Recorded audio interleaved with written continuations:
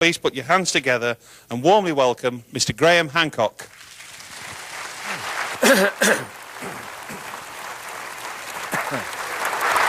Thank you, Graham.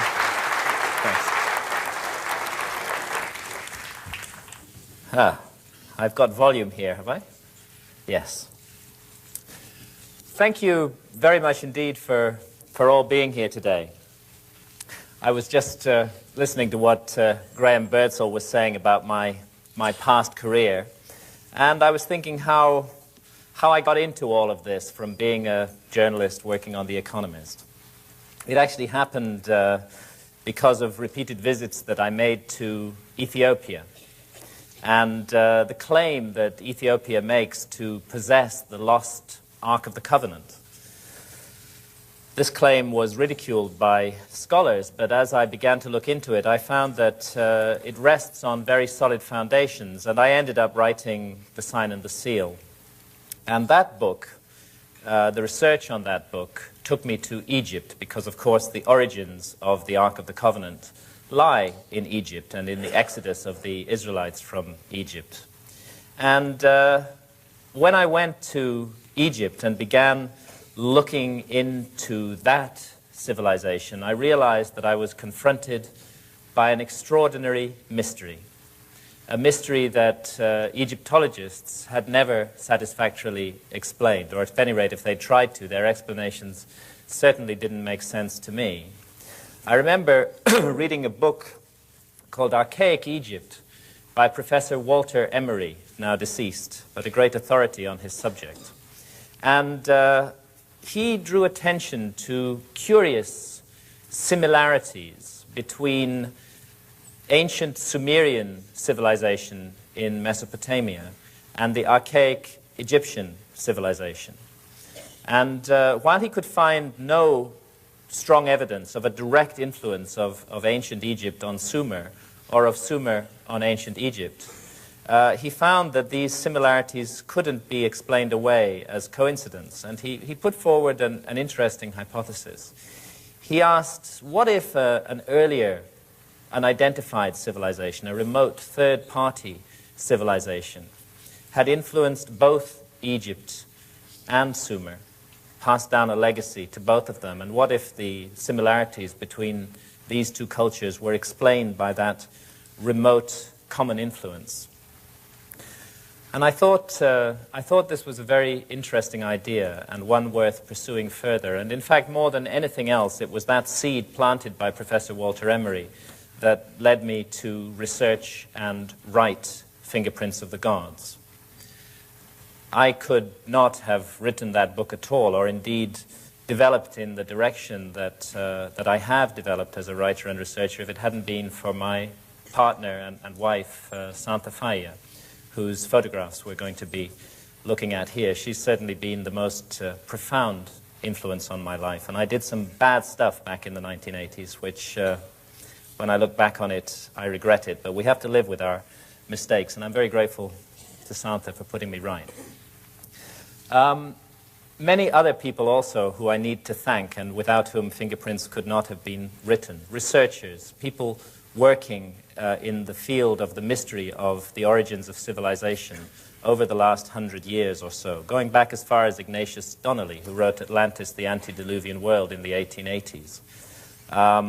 More recently, Professor Giorgio de Santillana of the Massachusetts Institute of Technology, he's now also deceased, did wonderful work on the astronomical content of ancient myths, the amazing discovery that in some of the oldest myths relating to global cataclysms that have come down to us from remote prehistory, that in those myths is found detailed astronomical information relating to the phenomenon that I'll be discussing a little bit during this talk, known as precession of the equinoxes.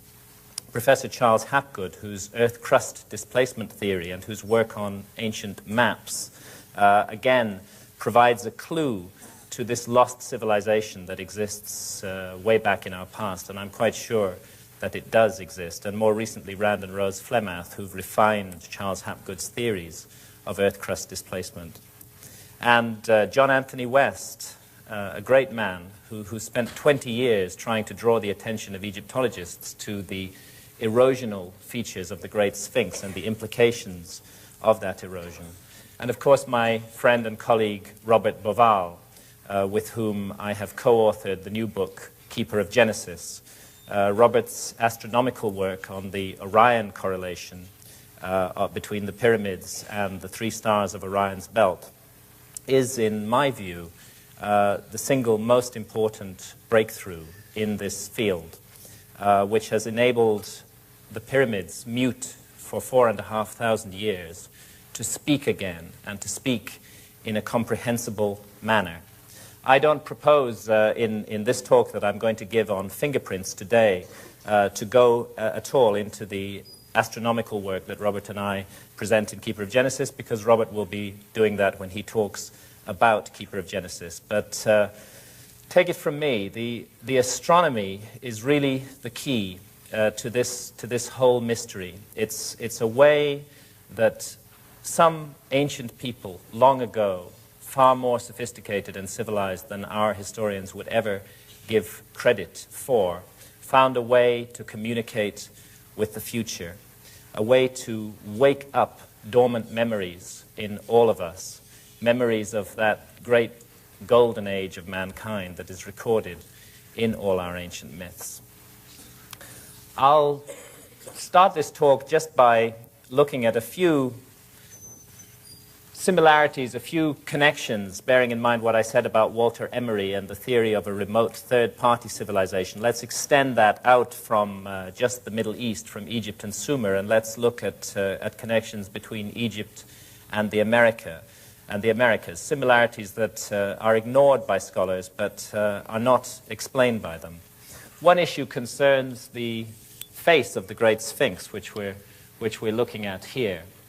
Robert and I are of the view, along with many of our colleagues, that the head of the Sphinx was recarved by the dynastic Egyptians, that the monument is many thousands of years older than the beginning of historic Egyptian civilization, and that it was probably originally lion-headed as well as lion-bodied, and that heavily eroded, millennially ancient leonine head was recarved into the face of a god by the early pharaohs of Egypt, perhaps at around 2500 BC, when Egyptologists think that the monument was actually created.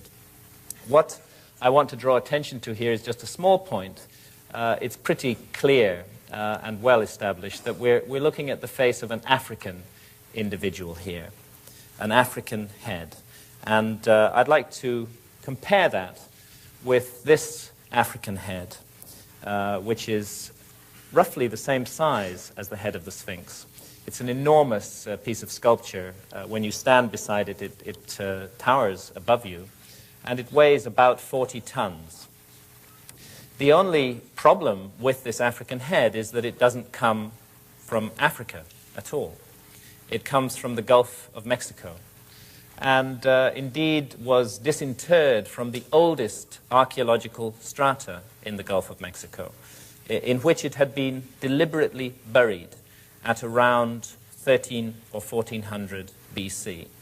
We can say that it was buried then because organic material found alongside it has been carbon dated to that period.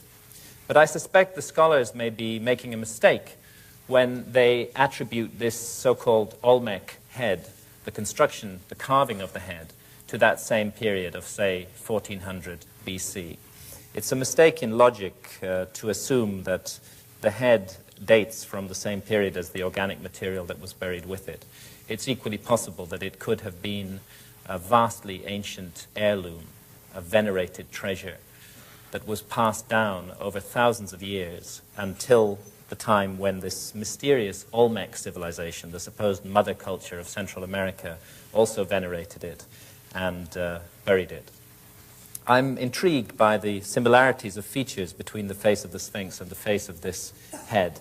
And by the way, we know nothing at all about the Olmecs. Not a single Olmec skeleton has ever been found. It's just a name that is applied to them. They're one of those mysterious high civilizations of antiquity, the origins of which are quite unknown. This also is an Olmec artifact, whoever the Olmecs were. And again, just on this theme of light similarities, I'd like to draw attention to the headdress that the figure is wearing, and to compare it with this headdress from Egypt. This is a 5th dynasty statue found at Saqqara. And I'm intrigued by the similarity of the headdress, because we're looking at cultures that are not supposed to have been in contact at all. 5th dynasty Egypt in 2300 BC and the Olmecs in 1400 BC, or perhaps much earlier than that. So how do such similarities come about? Is it just a coincidence? Was there a contact between these two areas at that time? Or could we be looking at the influence of a remote third-party civilization? This piece of sculpture is from Uxmal in the Yucatan, and it's associated with the Maya. And as you can see, it's a double feline figure, two pumas or leonine animals back to back. Again, we find a very similar device in ancient Egyptian iconography, two lions back to back, often joined at the hip, two lion sphinxes back to back, as here on this stela that stands between the paws of the sphinx. Let's see if I can get that sharp. They were called the Akeru, the gods of yesterday and today. And this device of placing two felines back to back, again, in my view, is too similar to the device found amongst the Maya to be written off entirely as a coincidence. Here we're looking at a piece of architecture from the Inca area. Let me just try and get this sharp. It's so difficult for me to see with all these lights on me. What I want to draw attention to here is the way that the block wraps around the corner. This is a supposedly Inca wall just north of Cuzco in Peru. And the blocks form a kind of L shape as they wrap around the corner, an unusual architectural device. We find exactly the same method of cornering here in the Valley Temple that stands next door to the Great Sphinx of Giza.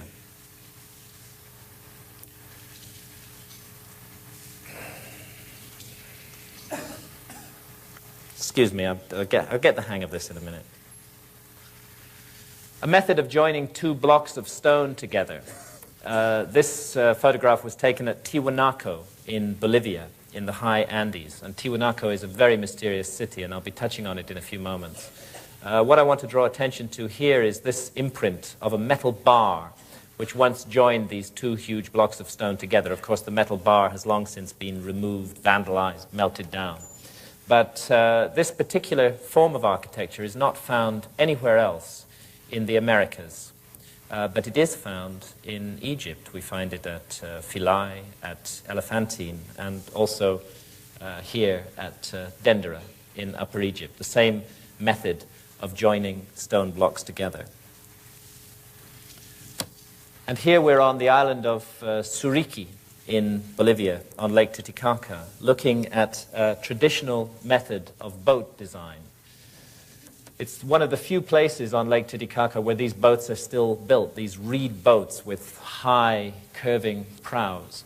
And according to local tradition, the design of these boats was brought to the Andes by the gods, by the Viracochas, as they were called, gods who were remembered as being tall and pale-skinned and bearded, who'd come from across the sea to South America in a time of turmoil and darkness after a great catastrophe, and who had brought with them this kind of boat design and many, many other skills, advanced skills of civilization. I'd like to compare this high-prowed boat with this design from ancient Egypt, the so-called solar boat of Khufu, which was found buried beside the Great Pyramid of Egypt, off the southern face. It's much bigger than the boats on the Andes, but the design is eerily similar. And this design has been studied by marine experts, and what they've concluded is rather interesting. they conclude that although the materials used both in the Egyptian boats and in the Andean boats are not suitable for sailing on the open seas, the design that is incorporated in these boats could only have been evolved by a people with a long and solid tradition of oceanic navigation, people who needed boats that could cut through high waves and breakers. And the suggestion is, could this design be a very ancient legacy that was passed down and received both by the Egyptians and by the peoples of the Andes and expressed in the kind of boats that they made? In both areas, such boats are associated with the gods. The ancient Egyptians called their gods the Niteru, and they said that they had come from a land far away to the south, a land called Ta-Niteru, across vast expanses of ocean. So whoever they may have been, these gods, above all else, were navigators and seafarers. And navigators and seafarers need maps if they're going to sail around the earth. Now this map is a modern map, and I picked it up at the Library of Congress in the United States. It's an azimuthal equidistant projection centered near Cairo. And in common with all modern maps, it incorporates a number of advanced features. It incorporates highly accurate longitudes, and particularly relative longitudes. And it incorporates an advanced map projection. It isn't easy to represent a spherical object, the Earth, on a flat piece of paper, and to do so with a considerable degree of accuracy. And this is a problem that cartography has had to overcome. So we find good map projections which require advanced mathematics and good relative longitudes. Interestingly enough, there's a category of ancient map which also shows these modern features and which doesn't fit with the received view of the development of human history. One of the most famous of these maps is the Piri-Reis map. And I'm showing it here because I want to compare the projection of this map with the projection here centered on Cairo. Notice the west coast of Africa and the east coast of South America. And coming down here to the Antarctic Peninsula, tonguing up towards the south of South America. It's that precise projection that we find on this 1513 map. Again, there's the west coast of Africa, the east coast of South America. And coming down here, we find a representation of the northern Antarctic Peninsula. In 1513, when Piri-Reis drew the map, Antarctica had not been discovered. In fact, it wasn't discovered until 1818 by our civilization. So there immediately is one anomaly on this map. And another anomaly is the mathematics used in the map projection. And a third anomaly is that it incorporates highly accurate relative longitudes. To do longitudes accurately on maps requires a chronometer, a marine chronometer that will keep accurate time at sea. And again, this was something that our civilization couldn't do until the late 18th century. So this map, fragmentary though it is, appears to incorporate many features that are not supposed to have been known about in 1513. Piri-Reis explains why in these texts that he wrote on the map. He was a Turkish admiral and he wrote these texts on the map. And what they say is that the map is not his own work. It's a work of synthesis. It's based on more than 20 earlier source maps, that he put all these maps together and derived his own map from these. And unfortunately, the source maps that Piri-Reis used have not survived. Is it possible that the advanced features of this map originate in those lost source maps, which Piri-Reis told us went back in some cases to before the time of Christ and had come from the long-lost library of Alexandria in Egypt? Another strange thing about the appearance of Antarctica on this map, it's been studied by US Air Force cartographers, and their view is that what we're actually seeing there is the subglacial topography of Antarctica. Antarctica as it looks underneath the ice that now covers it. And this raises the question, how long has Antarctica been covered with the 2-mile thick ice cap that we now presently see on it. Such questions would be irrelevant if there were no other maps in this category. If the Piri-Reis map stood alone, the most sensible thing to do would be to dismiss it as a coincidence. But it doesn't stand alone. There's hundreds of other maps that incorporate this same information at a time when our civilization had not yet acquired that information. This is the Mercator map. Mercator is rather famous for his Mercator projection that still dominates most atlases today. It's a 16th century map, and it shows Antarctica 300 years before Antarctica was discovered. And again, it's based on earlier source maps, and again, it incorporates accurate relative longitudes. So also the Orontius Phineus map that we're looking at here, another 16th century map. Mercator includes it in one of his atlases. And here we see Antarctica looking a little bit different, with mountains clearly visible along the coast and rivers running down from those mountains in places where great glaciers are known to run today. It looks on this map as though Antarctica is partially deglaciated. The center of the continent appears to be featureless and ice-covered, but the coast is showing these unglaciated features. What might that mean? This is a map by Philippe Bouache, an 18th century geographer, still a good 100 years before the discovery of Antarctica. And it shows the continent as a kind of archipelago, two major land masses divided by a clear waterway running between them. I wonder where he got that idea from. There's a redrawing of the Mercator map and the Orontius Phineus map and the Bouache map. And here to the right, based on seismic surveys conducted in International Geophysical Year in 1958, is a view of what Antarctica actually looks like that now covers it. We're looking at the subglacial landscape of Antarctica here. And while I wouldn't claim for a moment that the Bouache map is a perfectly accurate representation of the subglacial topography of Antarctica, I think it's much too close to the reality to be dismissed entirely. I think that much more research needs to be done into these anomalous early maps and into the source maps that they rely upon for their information, because we just may be looking at the faint fingerprints of a lost civilization, of a navigating, seafaring civilization that explored and mapped the entire globe long before what we call history began. The issue of the glaciation of Antarctica is a controversial one, and most scholars would say that it has been covered with ice in the form that we see it today for several millions of years. But there is some contradictory evidence, deep-sea cores which bring up soils from the ocean bed, which suggest that rivers carrying fine-grained sediments were indeed running down off the coastline of Antarctica until about 10,000 years ago.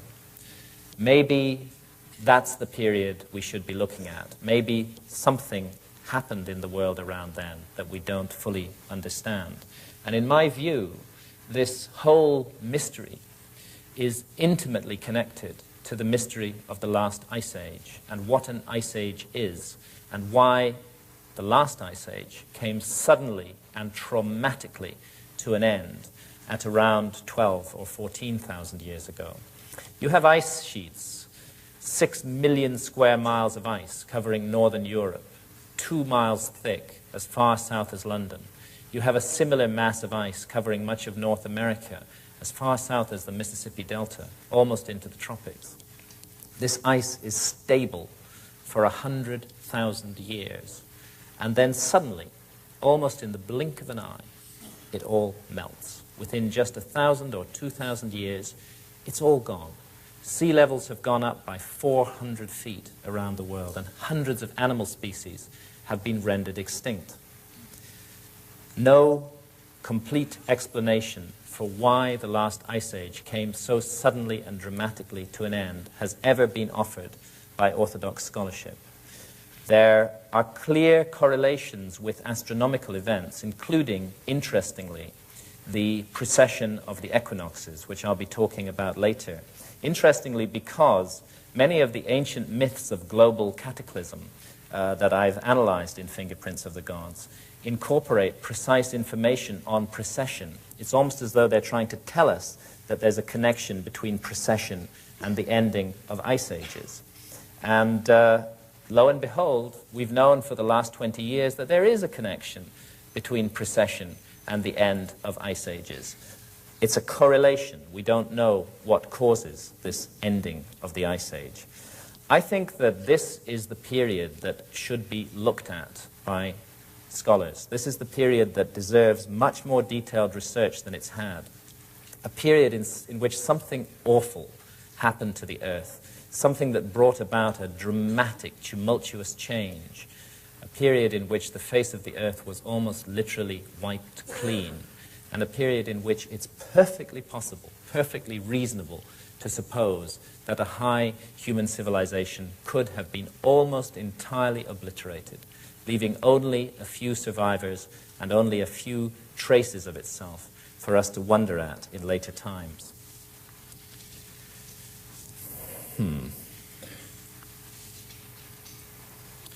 Well, there is the Earth, and that's the extended north pole of the Earth, pointing at the star Polaris in the constellation of Ursa Minori. Let me focus this a bit. That is our pole star in the present time, because of the phenomenon of precession, which causes the Earth to wobble very, very slowly in a cycle of 25,920 years. The pole star gradually changes. It will not always be Polaris, and it has not always been Polaris. But it's a very slow change, about 1 degree every 72 years, not noticeable in a human lifetime. It also affects the positions of all the other stars in the star field. And if you can establish that a monument is aligned astronomically or incorporates astronomical symbolism, it's possible to use precession to date that monument. And we think that the ancients who left their fingerprints around the world used the phenomenon of precession as a deliberate way of communicating information about themselves to the future. And I'll be touching on that a little bit in this talk, and Robert will be doing so much more in the talk on Keeper of Genesis that he'll be giving after me. This site, Machu Picchu in Peru, is an extraordinary piece of landscape gardening on a gigantic scale. It's dated by Orthodox archaeology to around 500 years ago.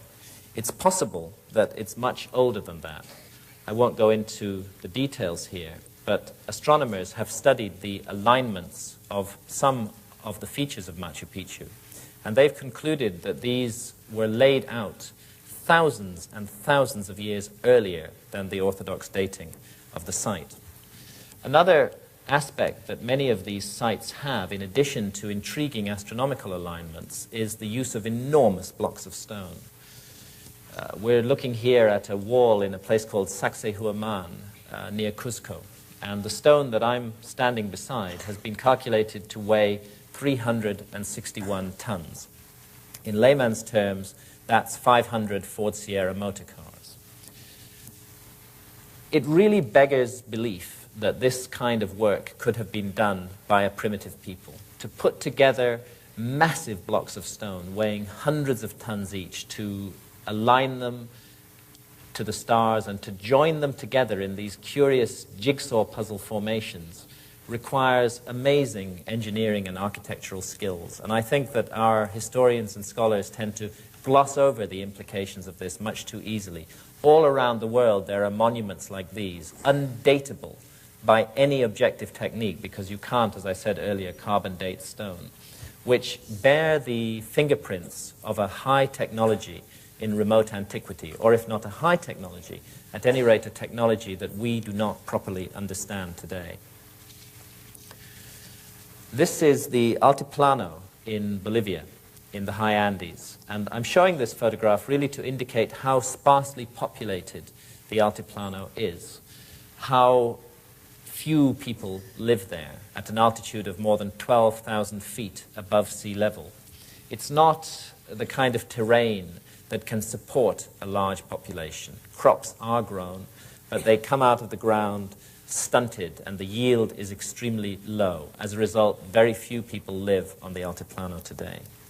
And there's a mystery in that and a problem in that, and it's to do with the city of Tiwanaku, which stands on the Altiplano at an altitude of 12,500 feet above sea level.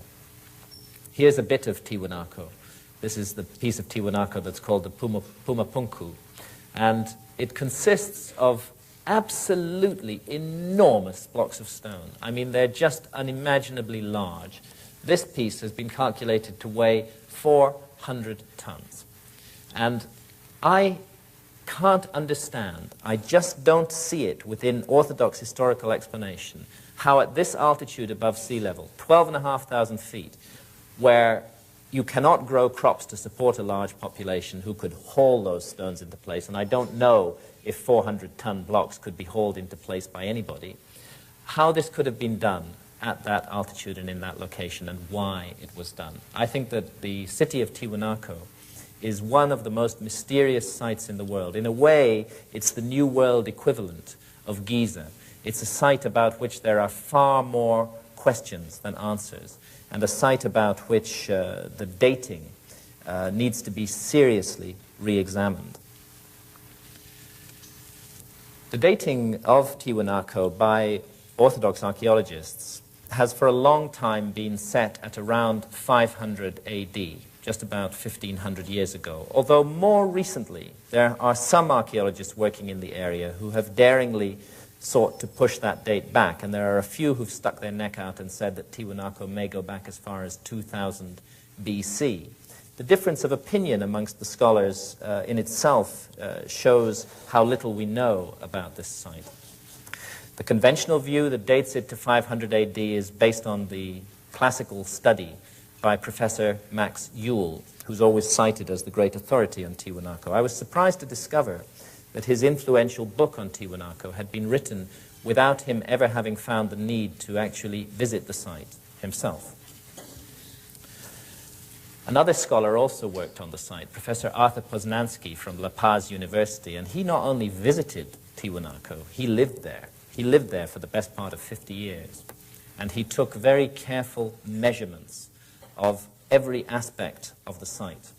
And he studied in particular the astronomical alignments of the site. We're looking at one of the Tiwanaku structures, the Kalasasea here, photographed in the afternoon with the sun setting towards the west. There's another astronomical phenomenon that can be used for dating monuments, and it's called the obliquity of the ecliptic. The Earth has a tilt. The axis of the Earth is tilted, and this tilt, although not many of us know it, changes very slowly like that. It nods in space in a slow cycle of about 41,000 years. And the effect of the changing obliquity is to cause the sunrise, the position of sunrise at either of the solstices, the longest and shortest days of the year, to change very slowly along the horizon. And if you can establish that certain structures were aligned to a solstitial rising of the sun by a people who normally were extremely accurate in what they did, and if that alignment is out, it's suggestive of an older date for the site. Poznański, to howls of derision from his fellow scholars, pointed out that the solstitial alignments of certain monuments in Tiwanaku were out. And when he calculated the time when those alignments would have been perfectly exact, he came to around 12,000 years ago. And he suggested daringly that Tiwanaku might be the oldest city in the world, that it might originally have been laid out and aligned to the solstitial risings of the sun 12,000 or more years ago. Of course, his view is not accepted. It's universally ridiculed by our scholars. And yet there are aspects of the Tiwanaku site which strongly support the notion that it's extremely ancient. One of them is this monument, known as the Gateway of the Sun. All these names that are given to structures at Tiwanaku are entirely arbitrary because we know nothing about the people who built Tiwanaku. When the Spanish first arrived in the Andes, they asked the Incas, "Did you build these monuments?" And the Incas laughed. They said, "No way, we didn't build these monuments. These monuments were built thousands of years ago by the gods." Well, such ideas are considered to be whimsy by our scholars, and yet they may not be whimsy. Let's have a look on the reverse of the gateway of the sun. And what I want to draw attention to here is this feature, this frieze that is carved on the reverse of the gateway of the sun, and this particular aspect of it here. I don't think I'm hallucinating. I think that I'm looking at two large ears, two eyes, a trunk, and two tusks. In other words, I think that I'm looking at the face of some sort of elephant. If I am looking at the face of some sort of elephant, then there's a real problem with the dating of this site, because there have not been any elephant-like creatures in the New World for a very long time. In fact, you have to go back to around 10,000 BC, around 12,000 years ago, to find a creature that fits that bill. And that creature, here's a biological reconstruction drawing of it, was called Cuvier. It was one of those great Ice Age mammals that became extinct suddenly and dramatically at the end of the last Ice Age. Could we be looking at a drawing, a carving of Cuvier done from life long before history began? And here, another ancient piece of stone from Tiwanaku. Very faded, very worn down. But let's trace out this figure that appears on it. There's the two hind legs, the two front legs, the open mouth, the uplifted snout, the ears, the curved back, and the tail of an apparently unidentifiable species of mammal. It doesn't look anything like any animal that runs around in the Andes today. But it does look very like an extinct mammal, and that mammal was called Toxodon. There's a biological reconstruction drawing of Toxodon. And Toxodon, like Cuvier, became extinct at around 12,000 years ago, and prior to that had been found plentifully in the area of Tiwanaku. With these kind of carvings and the astronomical dating done by Poznański, I think there's a prima facie case for a complete re-examination of what Tiwanaku might really be and how old it might be and what it might mean. And there is other evidence that points in that direction as well. We're looking at Lake Titicaca here and at one of those reed boats. And Lake Titicaca today is 12 miles away and 100 feet lower than Tiwanaku.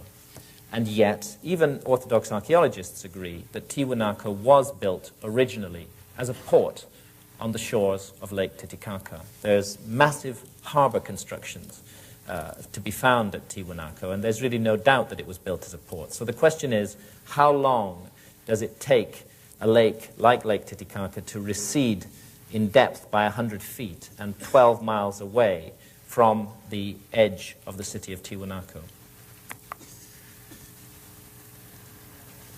I discussed this problem with geologists from the British Geological Survey working in that area. Oddly enough, they didn't know about Tiwanaku, but they did know about Lake Titicaca. And they told me that that amount of recession of that particular lake would have taken at least 10,000 years. So another science, geology, is pointing to a far greater antiquity for the city of Tiwanaku than is accepted by our scholars today. Finally, from Tiwanaku, I want to draw attention to this figure. It's assumed to be, and it probably is, an image of that legendary god, Viracocha, who came with his demigods, the Viracochas, to South America long, long ago, who's remembered in all those myths. Again, it's a very worn piece of stone, but the goatee beard of this figure, this rather extravagant goatee beard, is quite easy to make out. That's how Viracocha is described in all the legends, a tall, pale-skinned, bearded figure. And his description does not fit in any way the description of the indigenous inhabitants of that region. Indeed, the description of these Viracochas and the memory of them was so strongly held in South America that when the Spanish under Pizarro arrived to loot and rape and destroy the culture of South America, to wipe clean the memory banks of mankind in South America, to our loss, I may add, they were not initially opposed. It was assumed that they were the Viracochas returning, and because the Viracochas had been remembered as good people, bringers of civilization, it was mistakenly assumed that these European pirates were also good people. Well, we know now that they were not, and that they've cost us dear in what they did in South America, leaving us only fragmentary evidence to go by. Precisely the same problem occurred in Central America, in Mexico. There was also a memory of a tall, pale-skinned, bearded god. He was called Quetzalcoatl. He too had come from across the sea in a time of darkness, in a boat that moved by itself without paddles. He too was remembered as a civilization bringer and associated with the ending of a great flood. And in South America, in Central America, as in South America, the Spanish, in that case under Cortés, were again initially welcomed because they were assumed to be Quetzalcoatl and his demigods returning. This memory of pale, bearded figures who do not look like Central American Indians is reflected in many stone carvings that are found in the earliest archaeological strata of Central America. I'll just show you a few of those bearded faces. Here from Monte Alban, and here a bearded figure with obviously not Central American Indian features from the Olmec area along the Gulf of Mexico. This figure would be dated at least to 1300 BC and may, on the same reasoning as those Olmec heads, be much older than that. The slide has not dropped there, but never mind. There's another bearded figure, again from Monte Alban. And it's in precisely these same ancient archaeological strata that we find these African heads. The presence of African individuals in the oldest strata in Central America and of bearded Caucasian-looking figures in the oldest strata of Central America, and the fact that they're together in the same strata cannot be explained by the orthodox theory of history, which has Europeans and Africans arriving in Central America at the time of Columbus and not before. This figure is from Chichen Itza in the Yucatan. It's a god called Shakmul, and it's associated with the grisly rites of sacrifice that were practiced throughout much of Central America. The plate that Shakmul is holding across his belly was for the reception of freshly butchered human hearts, and the sacrificial victim would have approached this gruesome figure up a set of stairs here, would have been marched round behind him, placed on an altar in back there, and ritually murdered. I could never come to terms with this memory of human sacrifice in Central America. It seemed so out of accord with the many beautiful and serene aspects of Central American culture. I tried to look into it and to find out why it was that people like the Aztecs were so savage in the sacrifices they conducted. And the Aztecs would routinely sacrifice up to 80,000 people every year. They believed that they were a chosen tribe, that they had a divine mission, and that that mission was to prevent the end of the world. They believed that there had been 4 previous epochs of the earth that they called the 4 previous suns, and that the last one, 4 Atl, had been brought to an end by a tremendous earth-destroying deluge. And they believed that we live in the 5th sun, or 5th epoch of the earth, and that somehow through a strange, distorted reasoning, they felt that by offering up human blood and hearts to the sun, they might prevent, or at any rate postpone, this prophesied ending of the world in which we live. The practice of human sacrifice in Central America was known as pachi, and pachi means to open the mouth. A high priest and 4 assistants participated in the ritual. A hard physical blow, of course, was struck to the body of the sacrificial victim, and it was believed that at the moment of death, his soul would rise directly to the heavens and become a star in the sky. Oddly enough, in ancient Egypt, Egypt of the pharaohs, there was also a ceremony called the opening of the mouth. It was part of the funerary rituals of the pharaoh, and it was conducted after his death, after his body had been mummified. A high priest and 4 assistants participated. A hard physical blow was struck to the mummified body of the pharaoh. And after the completion of the opening of the mouth ceremony, it was believed that the soul of the pharaoh would rise directly to the heavens and become a star in the sky. Are we looking at just another amazing coincidence here? Or is it possible that an explanation for these eerie similarities can be found in the notion of a remote, third-party, ancestral civilization which influenced both Egypt and its ideas and Central America and its ideas, which passed down a common legacy to both places, a legacy that was perhaps used very differently in both of those places, but which still retained down through thousands of years certain common features, particularly this notion of the opening of the mouth and the stellar destiny of the soul. The Maya who built this monument, this is the pyramid of Quetzalcoatl, or Kukulkan as he was known in the Yucatan at Chichen Itza, were an astonishing civilization, and perhaps their greatest achievement, or it's thought until recently to have been their achievement, was their calendar system, the Mayan calendar. But we know now that the Olmecs, those mysterious predecessors of the Maya, used precisely the same calendar. So it's clear that the Maya inherited it from the Olmecs. And is it possible that the Olmecs inherited it from an even earlier and higher civilization, long lost to history? This is a calendar that incorporates a more accurate length of the solar year that we use in our Gregorian calendar today. It's based on precise and extremely careful, long-term astronomical observations of the heavens.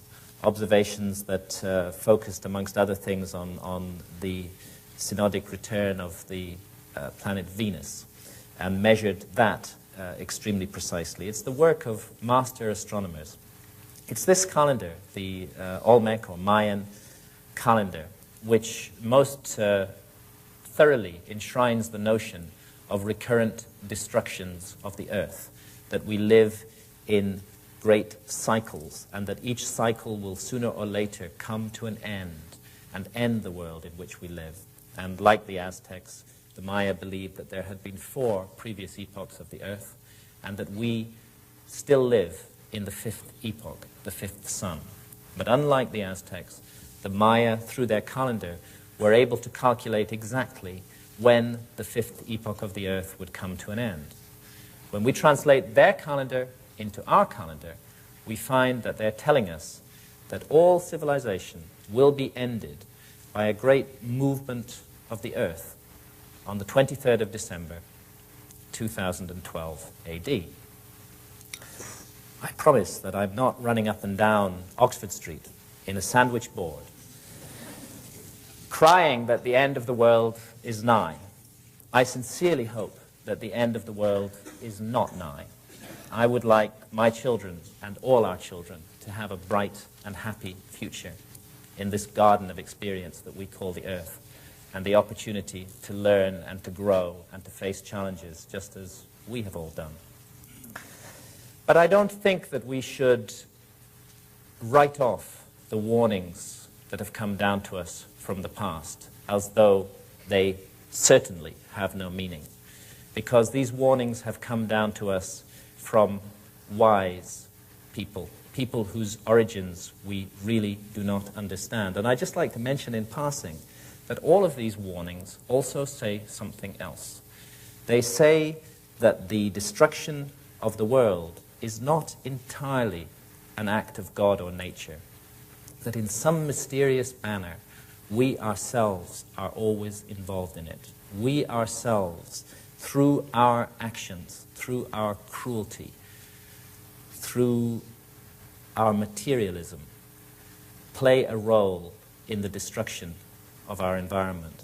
And when I look around the world today at the force of evil that is rampant in the world, the destruction, the murder of children, the cruelty, the awful things that human beings do to each other, using one another, as though they're just objects, I can't help getting an eerie shiver of apprehension at that Mayan prophecy that the end of our civilization may indeed come before too long. Maybe it's not too late. Maybe we can do something about it. Maybe we can wake up to the spiritual desert that we've created on this planet and look to who and what we really are. And if we're going to do that, I'm convinced we have to go back to the ancient wisdom and listen to the voices of the past and listen to that accumulated experience and knowledge of mankind that we so blithely write off just because we imagine that we're the apex and pinnacle of creation. If civilizations rise and fall, if mankind has climbed more than once to the pinnacle that we've reached today, then all of this is entirely possible. The people who made this monument had an amazing knowledge of astronomy, because this monument is what's called an equinoctial marker.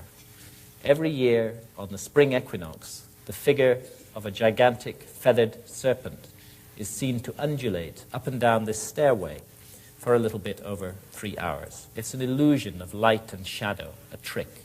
But it's a trick that is achieved by the precise geodetic positioning of this monument. These were a people who had observed the heavens very, very closely and who had a science of positioning monuments on the ground so that they would signal particular moments of the year.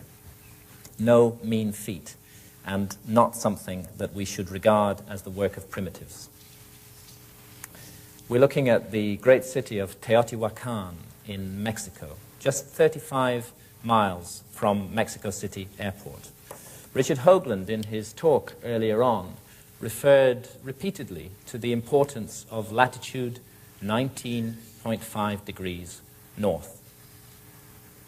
Perhaps it should come as no surprise that Teotihuacan stands on latitude 19.5 degrees north. It's an extraordinary and mysterious place. Very little is known about it. It's thought to be about 2,000 years old.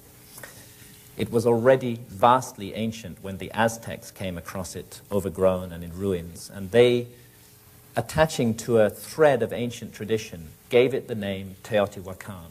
And Teotihuacan means the place where men became gods. Somehow there's a suggestion that these pyramids, the Pyramid of the Sun here and the Pyramid of the Moon, as they're arbitrarily called, were connected or involved in a process that led to the spiritualization of human beings. And hold that thought, because precisely the same idea is connected to the pyramids of Egypt, of far-off Egypt. Mexican tourists looking down the so-called Way of the Dead from the Pyramid of the Moon at the Pyramid of the Sun in Teotihuacan. The Way of the Dead has recently been researched by archaeoastronomers, and they've concluded that it's a terrestrial diagram of the Milky Way, that it represents the Milky Way on the ground. Also interesting because in the ancient Egyptian system of ideas, as Robert will be explaining in much more detail later, the River Nile was seen as the terrestrial counterpart of the Milky Way, the winding waterway in the sky. And a closer look at the Pyramid of the Sun. Its base is almost identical in length to the base of the Great Pyramid of Egypt, but its height is a little bit shorter. But both monuments have a number of things in common in addition to their pyramidal shape. And what they have most in common is the mathematical value pi. Pi is a little bit over 3.14. And it's the formula that we need to use in order to calculate the circumference of any circle or sphere from its radius. If we know the radius of a circle, all we have to do is multiply it by 2 pi, and we'll get a precise printout of the circumference of that circle. In this case, if you take the height of the Pyramid of the Sun and multiply it by 4 pi, you get an exact printout of the perimeter of the base, which is odd because the Central American peoples are not supposed to have had any knowledge of such abstruse mathematical ideas as pi. Pi is attributed by our scholars to the Greeks. The discovery of pi is attributed to the Greeks, and the Central Americans and the Egyptians are not supposed to have had any knowledge of this kind of mathematics.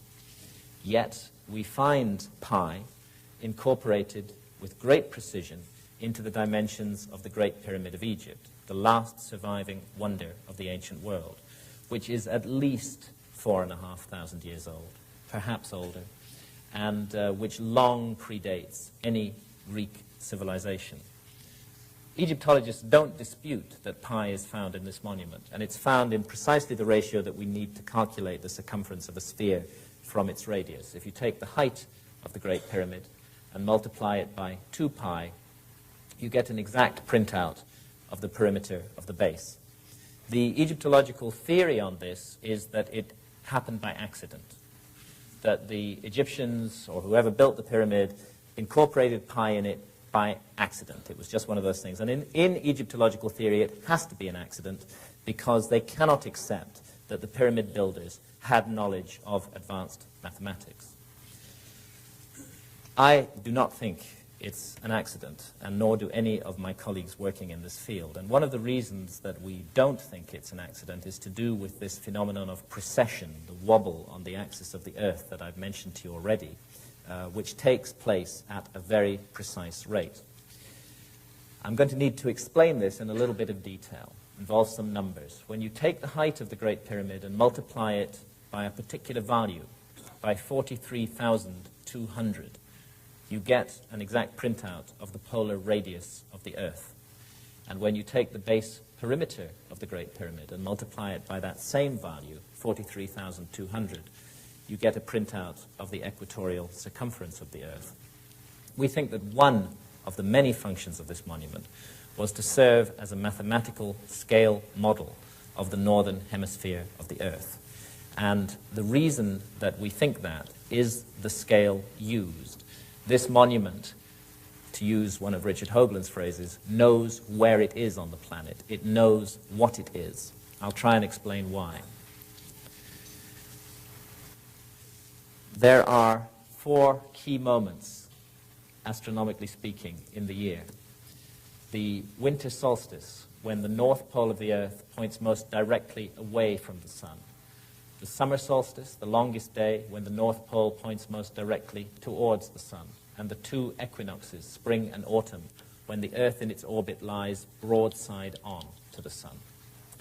It's an accident of the cosmos that in the plane of the Earth's orbit around the sun, which astronomers call the ecliptic, but of course at a vast distance away in space, are distributed 12 famous constellations. These are the 12 constellations of the zodiac.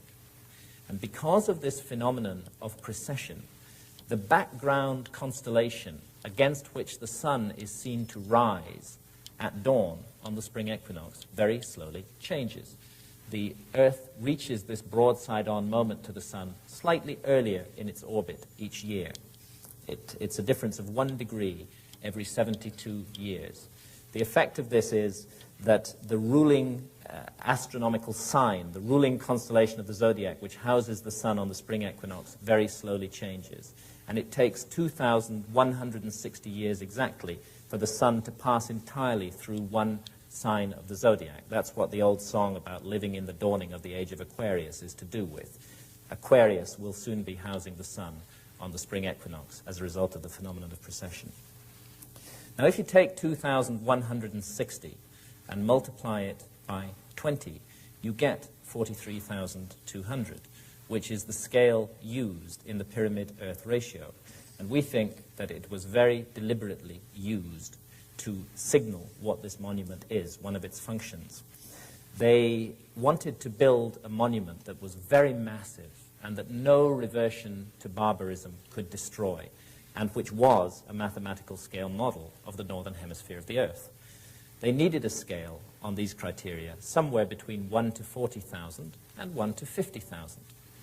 And they chose 1 to 43,200 because it's a significant scale, because their mathematical model of the Earth was keyed in to the Earth itself by the scale used, keyed in to the characteristic signature of the Earth, the rate of precession of its axis, 43,200 being connected mathematically to the rate of precession. The intention was that in a future time, an astronomically literate civilization would be able to work out the cleverness, that went into the design of this monument. What those ancient pyramid builders did not reckon with was that the site would be monopolized for 150 years by a group of intellectual barbarians called Egyptologists, who cannot accept under any circumstances that any intelligent behavior of this sort could have been connected to the last surviving wonder of the ancient world. I'm standing on top of the Great Pyramid here, and that means I'm standing on latitude 30. The Great Pyramid stands precisely 1/3 of the way between the equator and the North Pole. Egyptologists know this, but again, they regard it as an accident. So many accidents are called for by their theory of history that I think it's time we seriously questioned that theory and stopped blindly accepting it. This monument weighs 6 million tons. 6 million tons. And its sides are perfectly oriented to the cardinal directions. The north face of the Great Pyramid faces directly towards the North Pole of the Earth. The deviation is just 3/60ths of a single degree. By the way, the deviation of the meridian building of the Greenwich Observatory in London is 9/60ths of a degree. This monument is more precisely aligned to true north than the Greenwich Observatory in London. This monument is the work of master astronomers and master engineers, master surveyors, a work of brilliance and genius, a work that we should all stand before in awe, not with any certainties, but with open minds and open hearts. Above all else, Giza is a sacred place. It's a place of mystery and magic, a place that works on the imagination, a place that generates questions to those who do approach it with humility and with an open mind. We're looking at a cross-section of the Great Pyramid here along its meridian axis, north to south. And as you can see, it's plentifully equipped with shafts and chambers and galleries and narrow corridors. All of these features are engineering marvels. To create this kind of internal structure in a monument on that scale is an unbelievably difficult task. Let's take a quick tour around the Great Pyramid. We'll start by going down the descending corridor, and then I'll take you to the Queen's Chamber and the Grand Gallery, and finally the King's Chamber. But before I do so, I just want to mention a little bit about these 4 shafts here. The southern shaft of the so-called Queen's Chamber was found in 1993 to have a little door at the end of it. The shaft is 8 inches wide and 8 inches high, and it was explored with a high-tech robot camera in 1993. And as soon as that door was discovered, the research into the shaft was stopped in a most sinister and extraordinary manner. And at the end of our presentations, Robert and I will be presenting to you the latest information for what is happening concerning that door, and also concerning a chamber beneath the Great Sphinx of Egypt. And very disturbing things indeed are happening at Giza today, and we want to tell you about this, but we'll come to that later. Let's take a quick run around the Great Pyramid now. We'll start by going down the descending corridor. The descending corridor is perfectly straight. In fact, it doesn't vary by more than 1/4 of an inch from perfectly straight along its entire 350-foot length. It's 3 feet 5 inches high and 3 feet 5 inches wide. And at the bottom of it, we find the subterranean chamber, so-called. Now, Egyptologists have a theory about this chamber, and everything is theory where the Great Pyramid is concerned, because the monument is uninscribed. There's nothing really in it which tells us what the chambers are for. It's all theory. The Egyptological theory about this subterranean chamber is based on its unfinished appearance, these fins of rock that we find at the western end, and the generally rough look of it. What they want us to believe is that after quarrying out more than 2,000 tons of rock from that perfectly straight descending corridor and painstakingly removing them from the bedrock under the Great Pyramid, and having finally got down here more than 100 feet below the base of the Great Pyramid, and having started to carve out this chamber from the bedrock, those whimsical ancient Egyptians at the last minute just changed their minds and decided to go no further, because the Egyptological theory is that this was originally intended to be the burial chamber of Khufu, the pharaoh who they think the pyramid was built for.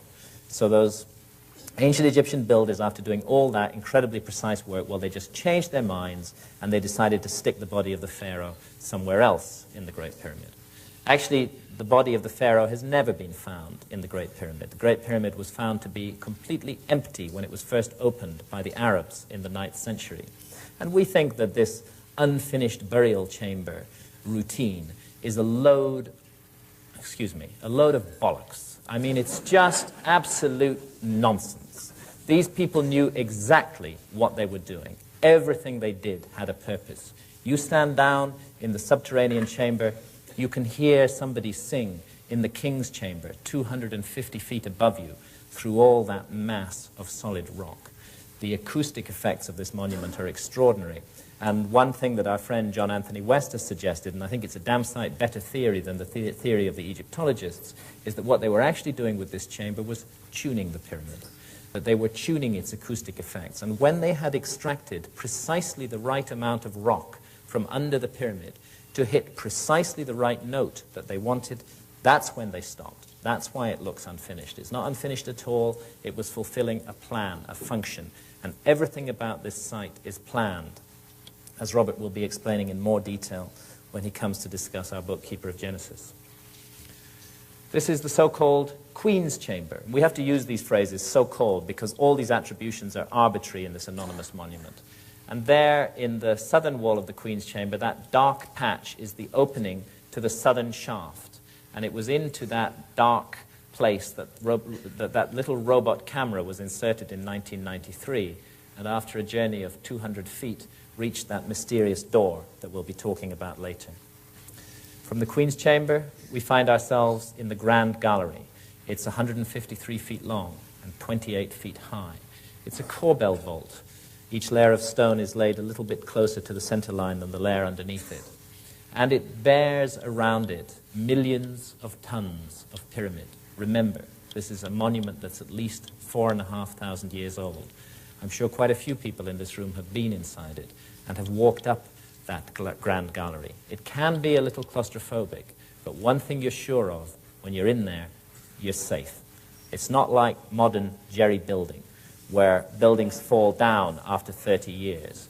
This is a work of architectural grandeur on an amazing scale, of architectural brilliance. To create a monument on this size and scale with a wonderful gallery in the heart of it like this, in the middle of an earthquake zone.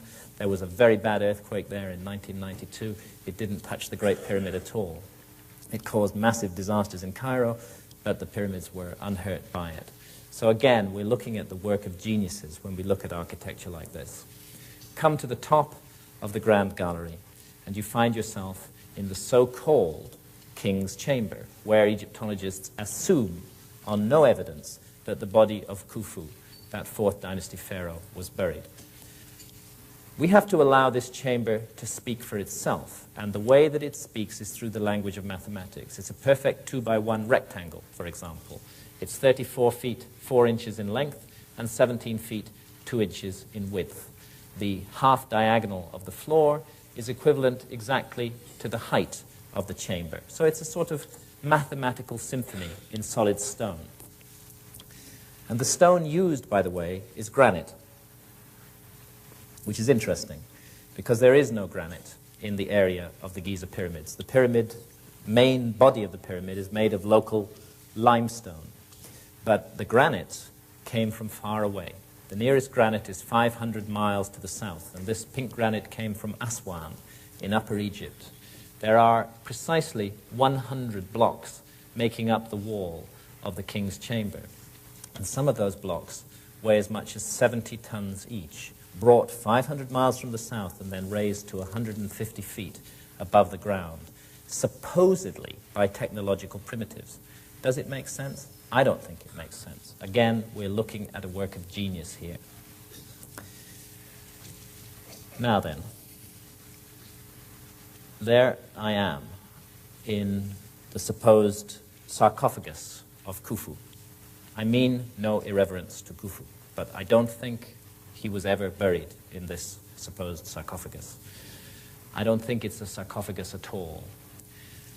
Robert and I have studied the meaning and the purpose of the pyramids in great depth in our new book, Keeper of Genesis. And we think, and there's a great deal of evidence for it, that whatever else they were, these monuments were used by many pharaohs in an amazing initiation ceremony that cultivated the power of knowledge in their minds and the spiritual dimension of their lives. And everything suggests that this plain granite box at the western end of that anonymous chamber high up in the body of the Great Pyramid was the culminating point of this initiation ceremony, when the pharaoh sought in his mind to go beyond death, to reach out for the life of millions of years that is spoken of in the ancient Egyptian texts. What I actually want to draw attention to here is the way that this box was made. Granite is a very hard stone, as many of us are aware. And anybody who's ever worked stone will know that you cannot cut granite with copper tools. And the ancient Egyptians of the Pyramid Age are supposed to have just become familiar with copper. More interestingly than that, it's become clear that this box and many other granite artifacts like it were not made by using abrasive drills, by using abrasion, sand, to gradually wear away the granite. They were made with tubular drills, a drill in the form of a tube which cut down into the granite, and then the drill core was knocked out with a hammer, and then another tubular drill was brought down beside it, another drill core was created, that was knocked out, and so on and so forth. The first real study of this was done by a great Egyptologist, Flinders Petrie, at the turn of the century, and he found many granite drill cores lying around Giza and at other sites in Egypt, and he did a close examination of these drill cores. You can learn a lot from a drill core because the tooth marks of the drill are still embedded in it. And what he learnt really disturbed him, because this was a man with a very orthodox conclusion about the origins and nature of Egyptian civilization. And yet he couldn't explain this. When he analyzed the cut marks in those drill cores, he found that these tubular drills had been descending into the granite with a pressure of more than 2 tons being applied to them from above. Now, how do you do that with copper into granite? How do you apply a 2-ton pressure without the whole mechanism buckling and failing to do the job? It just can't be explained in the orthodox view of history. A colleague of ours, Chris Dunn, who's a machine tool maker from Danville Metal Stamp in the United States, has been re-examining these drill cores quite recently. And he's come to an astounding conclusion, which I'll simply report to you without going further than that. His analysis of the cut marks suggests that whatever drills these people were using were cutting into the granite 500 times faster than modern power drills. I prefer the opinion of a machine toolmaker to the opinion of an Egyptologist when it comes to drilling matters, and I think Chris Dunn's views on this deserve further consideration. This is the so-called burial chamber of Menkaura, the third of the supposed 3 pharaohs who built the 3 great pyramids at Giza. The pyramid of Menkaura is the smallest of the 3 great pyramids, although it's still well over 200 feet tall. If we are to follow Egyptological logic, then we must conclude that this chamber was built by a certain B. Wilson. That this is not the pyramid of Menkaura, it's the pyramid of B. Wilson. And the reason that we have to conclude that is because they apply that logic to the single piece of writing that was found inside the Great Pyramid of Egypt. Above the king's chamber, there are 4 so-called relieving chambers, and in those some graffiti was found, very crudely daubed graffiti. And some of that graffiti bears the name Khufu, and also another name, Khnum Khufu. And like drowning men leaping at straws, Egyptologists have concluded that because that graffiti is there, it means that the Great Pyramid was built by Khufu. I don't think that a little piece of graffiti in a chamber hidden away inside the Great Pyramid is a very solid piece of evidence to attribute such an important monument to a particular pharaoh. As a matter of fact, those graffiti may well have been a forgery. But even if they, by the original discoverer, Howard Vyse, but even if they aren't forgeries, it's just not enough for us to attribute the monument to Khufu on the basis of such slim evidence. Where B. Wilson wrote his name, we see a curved roof. It's a sort of barrel vault. And these are granite blocks that form the ceiling, and they were hollowed out from underneath. It doesn't look very prepossessing, but when you get above it, you begin to realize the construction problems that were involved in making this roof. There I am on the top end of those ceiling beams. This is how they look above. And I want to make clear there's no way that these blocks were lowered down from above, because this is an entirely subterranean chamber. And the only way it can be reached is through a long corridor system that finally culminates in the chamber. So all of these blocks were brought in through that long corridor system. They weigh 20 tons each. And as you can see, there's hardly room for me to crouch in the area where they've been placed. There just isn't enough room to position blocks of that size and weight in the way that we see them there. So again, like it or not, we're looking at the evidence of a building technology that we don't understand. And quite often, when we go to Giza, we pass by things like this without realizing what they really mean. If I can get it into focus, we're looking down on the Great Sphinx of Egypt from the side of the Great Pyramid. The Great Sphinx, as Robert will explain, faces perfectly due east. It's oriented precisely to due east. And it was made by cutting it out of solid bedrock. It's 240 feet long and 70 feet high, and it was carved out of solid bedrock. The core body was isolated by removing this trench of rock around it, and those rocks that were cut away from the core body were then sawn up into blocks, and those blocks were erected in front of the Sphinx in these two so-called temples, the Valley Temple and the Sphinx Temple. They're also entirely anonymous monuments, like the Sphinx, and actually, to be honest, we don't really know what their function is. But the interesting thing is the size of the blocks used in making those structures. We're looking at a side view of the Valley Temple here. And you can see the problem. These blocks of stone weigh 200 tons each, and there's hundreds of them. And they were put into position at the same time that the Sphinx was made. I'll be briefly outlining later on the geological evidence, which indicates that the Sphinx may be at least 12,000 years old. Since we know that this temple was made at the same time as the Sphinx, if it is 12,000 years old, and the astronomical evidence that Robert will be covering also corroborates that, then it means that 12,000 years ago, there were people on this planet who had the ability to lift and manipulate 200-ton blocks of stone. And this is a serious problem for the orthodox view of history, because 12,000 years ago, we were supposed to have been in an extremely primitive stage, living in caves. There's one other place in Egypt where you find these bare stone anonymous monuments using vast blocks, very similar to those of the Valley Temples. And this is the Osirion in Upper Egypt, near Abydos. It lies at a level 50 feet below surrounding temples. But because there is a temple of Seti I nearby, albeit 50 feet above it, archaeologists have deduced with their characteristic brilliance that this amazing structure must have been made by Seti I. There's no evidence for that. On the contrary, all the evidence suggests that it belongs to the same category of architecture as those mysterious temples at Giza, and that it may be as old as they are, that we may be looking at a 12,000-year-old monument here.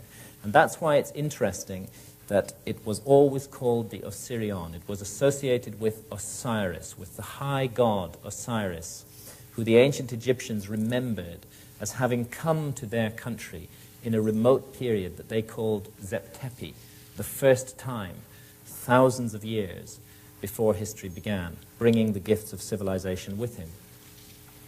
There are many images of Osiris in Egypt. Here's one that's actually carved in that Seti I temple that I just talked about. And as you can see, he's a conspicuously bearded figure. In fact, Osiris and the symbolism of Osiris has much in common, and I've gone into this in some depth in Fingerprints of the Gods, with the symbolism of Viracocha and of Quetzalcoatl.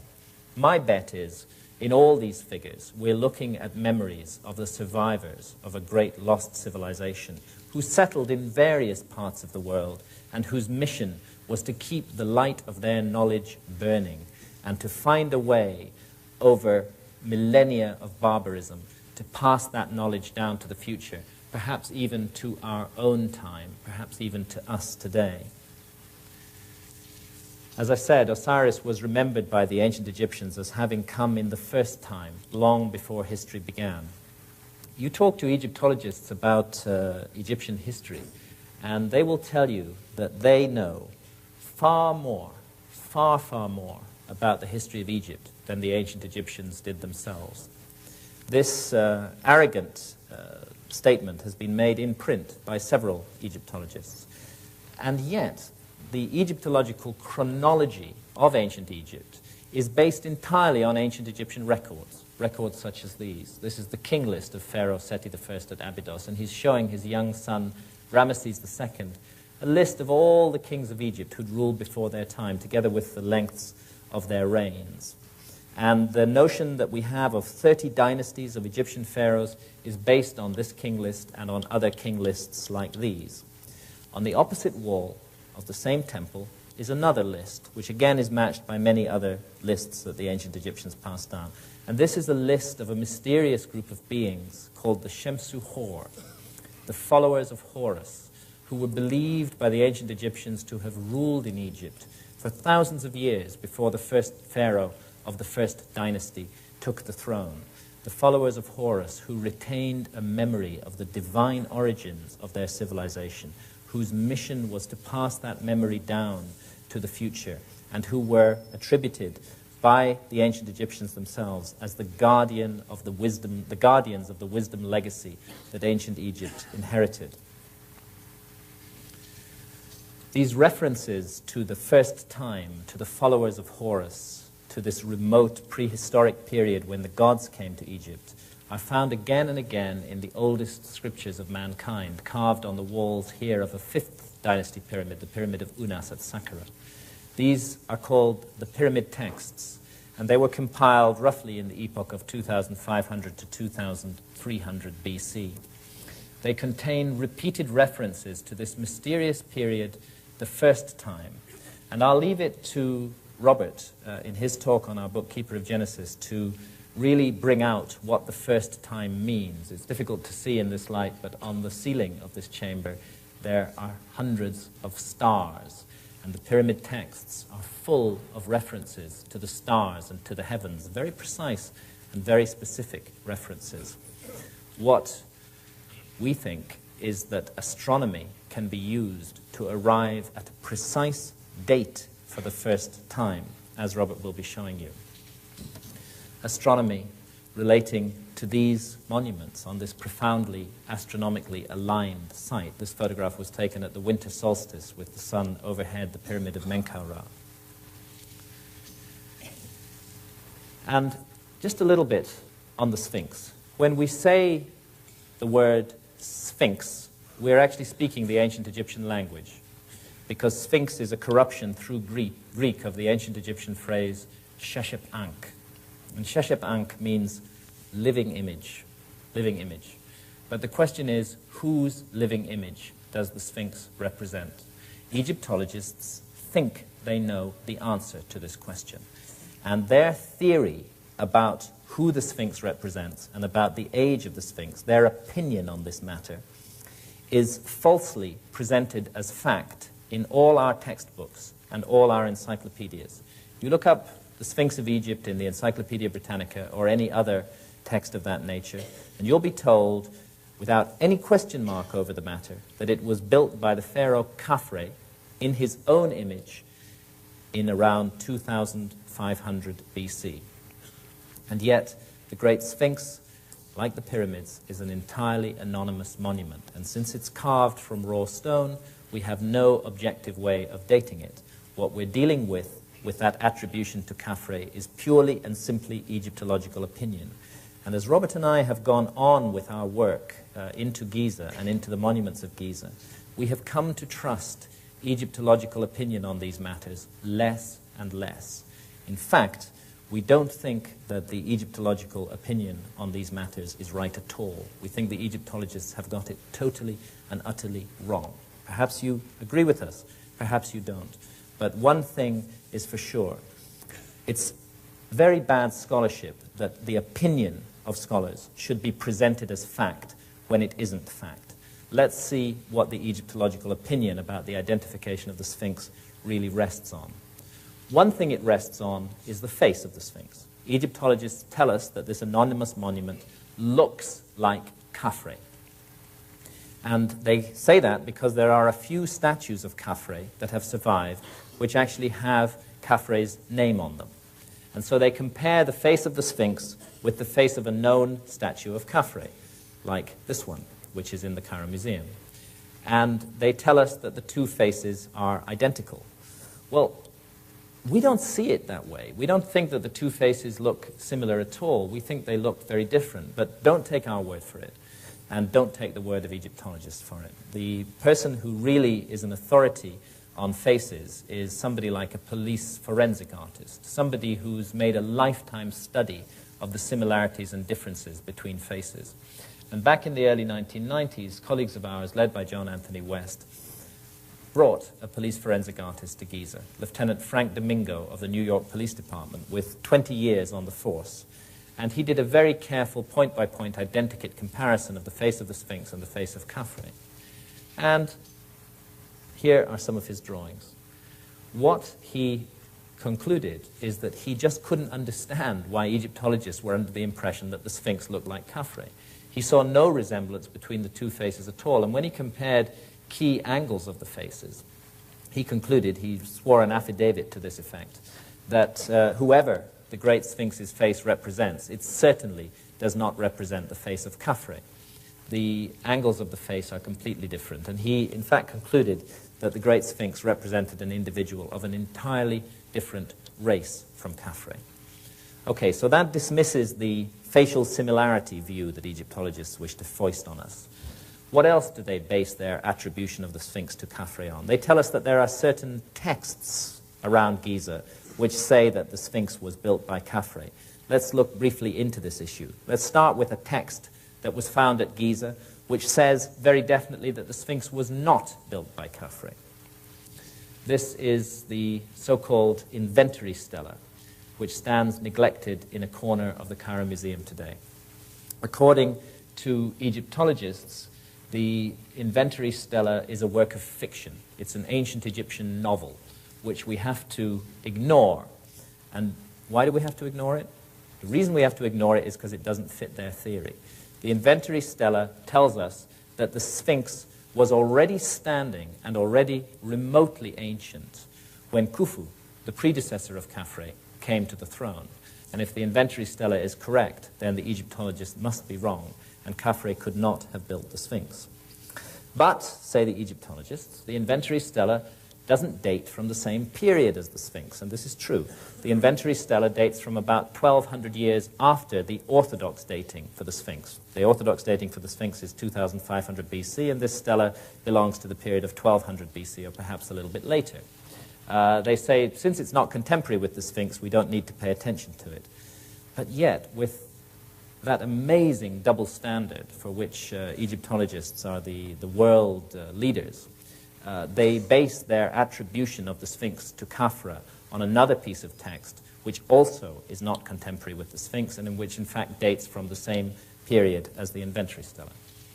They base the attribution of the Sphinx to Khafre on this stela, which is called the Dream Stela, and it was put up by Pharaoh Thutmose IV to commemorate a restoration campaign that he undertook on the Sphinx.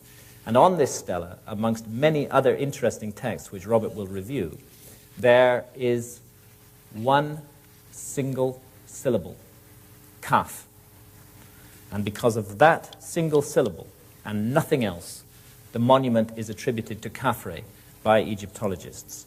They wish us to believe that Thutmose was telling us that Khafre had built the Sphinx, that he was commemorating the building of the Sphinx by Khafre.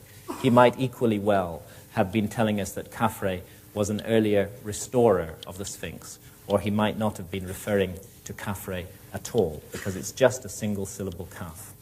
So, on such flimsy foundations, perhaps the most important monument of the ancient world has been attributed for the last century or so to a particular pharaoh in a particular epoch.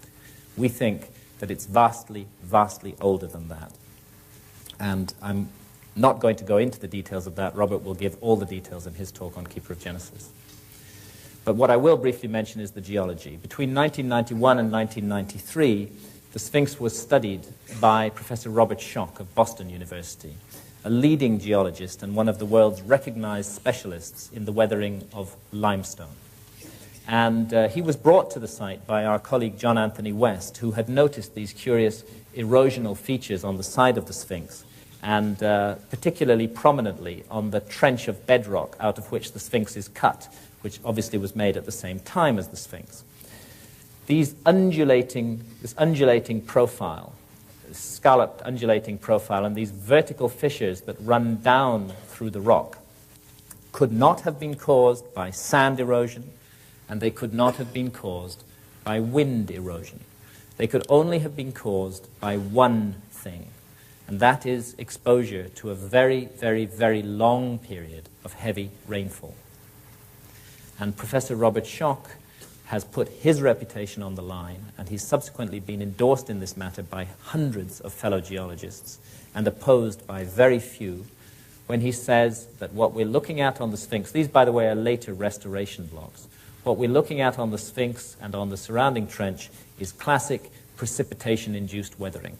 The problem is that in 2500 BC, when the Sphinx is supposed to have been built, Egypt was as bone dry as it is today. The climate conditions did not exist then, and they have not existed since, to cause this kind of weathering around the Sphinx. The last time that sufficient rains fell in the eastern Sahara to have caused such weathering, when the Sahara Desert was still green, was around the end of the last ice age, focusing us back again towards that period, that mysterious period when the ice age came suddenly to an end around 12,000 years ago. Sooner or later, as you go around the world, as I did, looking at these sites, at the myths, at the monuments, at the memories that have been passed down, at the fingerprints of what becomes more and more real as a great lost civilization, you have to begin to ask yourself, if I'm finding the fingerprints, where is the body? Where is the rest of this civilization? Why do we find so little? And I'm convinced that the answer to this question lies in the cataclysm that brought the last ice age to an end. And as I said earlier, the ending of the last ice age is an enormous geological mystery, and we do not really understand what brought it to an end. But when you have millions of square miles of 2-mile thick ice melting in just a couple of thousand years, you are by definition looking at a cataclysm. We live on a planet that revolves around a star. In fact, the Earth is revolving around the Sun at 66,600 miles per hour, which means that we've traveled well over 70,000 miles tonight while I've been talking. If you stand on the equator of the Earth, you're spinning with the rotation of the Earth at 1,000 miles per hour. And our planet is subjected to the gravitational pull of the Moon that circles around it, and of neighboring planets in the solar system, and of the Sun itself. With all this massive rotational centrifugal activity, once you become conscious of it, you begin to realize how fragile our environment may really be. And back in the 1950s, a radical theory was proposed to explain the end of the last ice age by Professor Charles Hapgood in the United States. And Hapgood's theory of Earth crust displacement was endorsed fully at the time as to its physics by Albert Einstein. The theory has never been accepted by orthodox geologists, and I'm not sure if it's right, but I think it's worth consideration. Broadly, what Hapgood and Einstein were arguing is that from time to time, the entire outer crust of the Earth can move, shift in one piece around the body of the Earth. And when this happens, land that is in cold parts of the planet, close to one or other of the poles, and thus naturally covered by ice, is moved cataclysmically into warmer parts of the planet, and thus naturally melts very, very rapidly. And at the same time, land that's in warm parts of the planet is shifted into colder parts of the planet. And as I said earlier on, the work on Earth crust displacement that Hapgood and Einstein did has subsequently been refined in a very interesting manner by Rand and Rose Flemath in Canada, whose book, When the Sky Fell, I would urge everybody to read, because it's the most detailed analysis of the Earth crust displacement theory. What this theory offers is an explanation for the sudden ending of the Ice Age. Broadly speaking, it happened, Einstein said, because of the asymmetrical distribution of ice around the poles, the massive buildup of ice at the poles, and all these spinning rotational forces. Sooner or later, a trigger moment is reached, and the precessional wobble of the Earth comes into it, which causes all that asymmetrically deposited ice, that massive weight of ice, to exert sufficient thrust on the crust of the Earth to set the whole crust in motion. And such an idea does explain how we lose a whole civilization, indeed how we lose a whole continent on which such a civilization might have grown up. Because according to the Earth crust displacement theory, the continent of Antarctica, which features in all those ancient maps, was not 17,000 years ago where it is today. Prior to the displacement of the crust, it was much further north, and the Antarctic Peninsula would have been entirely deglaciated and would have offered a comfortable environment for a high civilization to grow up. Then this shifting of the crust, which brings the so-called Ice Age to an end, moves Antarctica dead center onto the Antarctic Circle, and gradually the ice begins to build up over that continent, burying the remains, the body of that great lost civilization. As I say, I don't know if the Earth crust displacement theory is correct. All I do know is that something awful happened to the Earth at the end of the last Ice Age. Maybe it isn't Earth crust displacement. Maybe it's some kind of more radical pole flip which involves the whole Earth moving in space. Maybe it's something to do with our cosmic environment. Recent evidence has come out of a giant comet striking the Earth at around that period, at around the 10th millennium BC. And such a comet, scientists are now seriously arguing, may have been at the root of the worldwide traditions of deluge and disaster that I review in Fingerprints of the Gods. And, well, if we're not all busy exploring Australia from 599 pounds, many of us might have been aware that an enormous meteor recently whizzed by the Earth at a very close range. Such a meteor, were it to strike our planet, would have the capacity to set in motion a nuclear winter, to end civilization as we know it, to force us all to begin again, those of us who survived. The earliest surviving mention of the lost continent of Atlantis was passed down to us by the Greek philosopher Plato. And Plato got his information, he said in the Timaeus, from Solon, an earlier Greek philosopher. And Solon, in turn, and lawmaker, got his information from an Egyptian priest, a priest of Sais in the Delta. And what that priest said, referring to records going back more than 9,000 years before his time, was this. He said that our Earth is periodically visited by a gigantic cataclysm, and that every time this happens, mankind is forced to begin again like children, with no memory of what went before. And I suspect, I really do, that that's what we are. We're a species with amnesia. We're children who've forgotten our own parents. But those parents who were destroyed in that great cataclysm at the end of the last Ice Age, I'm now certain that some of them did survive, and that they settled in places like the high Andes, and most prominently of all in Giza, where the three great pyramids and the great Sphinx stand. And they, Robert and I are now convinced, found a way to pass down the memory of who they were and of the special, wondrous knowledge that they had to the future.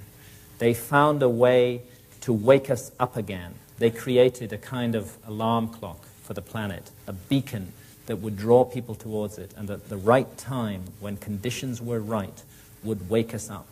And when I look around the world today, amidst all the turmoil and killing and disaster, I also see a sign of hope. I see a great awakening of consciousness amongst open-minded people everywhere. I think that ancient beacon is working. I think the message that it has sent down the ages is beginning to come through loud and clear. And what Robert and I have tried to do in Keeper of Genesis is get to grips with the beginning of that message. Thank you very much indeed.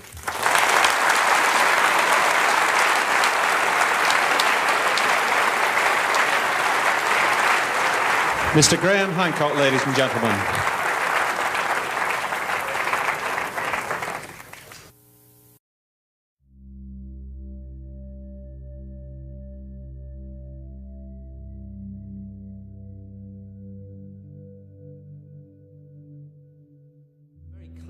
That our society today, and speaking broadly of Western industrial society, including, of course, countries that aren't in the West, like Japan, but that are basically attached to a very similar model, values highly a particular kind of consciousness. Our society values alert, problem-solving consciousness, and it devalues all other states of consciousness. Today, if you want to insult somebody, you call them a dreamer.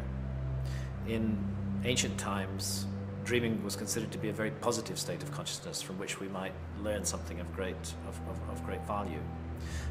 Any kind of consciousness that is not related to the production or consumption of material goods is stigmatized in our society today. Of course, we accept drunkenness. We allow people some brief respite from the material grind. They may annihilate their consciousness for a few hours with large quantities of alcohol, and that's perfectly allowed because it doesn't really challenge the basic model that the only good consciousness is alert, problem-solving consciousness. It's almost seen as a kind of temporary relief from that, so that we can come back and be even more alert and problem-oriented afterwards.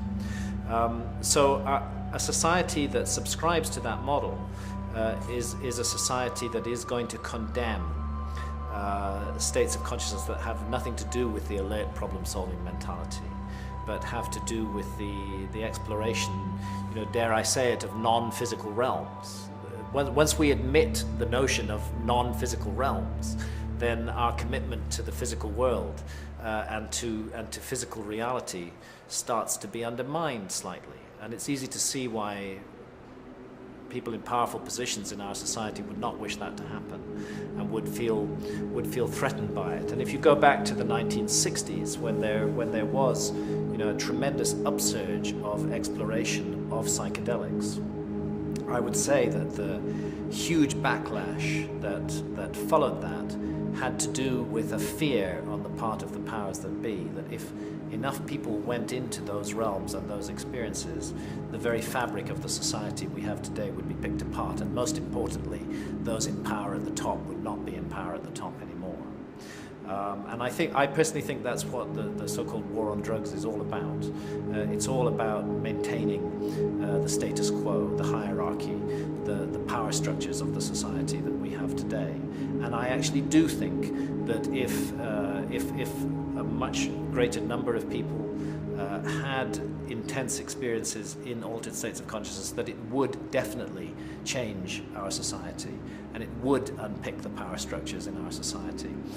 So in a sense, those in positions of power are right about that. Their power base would be threatened. But in terms of the long story of human evolution, this could be the best possible thing. If you look at the disastrous, horrendous state that the world is in today, based entirely on this deification of the alert, problem-solving state of consciousness, maybe it's time we had a change, and maybe we need powerful plant allies in order to make that change. Maybe we don't have the resources just within ourselves in order to do that. Now, of course, the accepted, established religions also have an investment in denying people access to altered states of consciousness. Because the moment that you have direct contact with spirit realms, if that's what they are, that's the moment you don't need the priest anymore. You don't need the church. You don't need that whole structure, because you can explore those experiences for yourself. Now, to my mind, nothing could be more liberating than exploring those experiences for yourself. We do not need the church. We do not need the structure that has been built up over the last 2,000 years. The time has come to to change that. But I can understand why those who have a vested interest in those power structures feel very threatened by altered states. So you wouldn't just have to change the religious framework, you'd have to change the whole ethic of society before such experiences were encouraged and nurtured and valued by society. But it's a circular process, because the more people who have those experiences, the more society will change.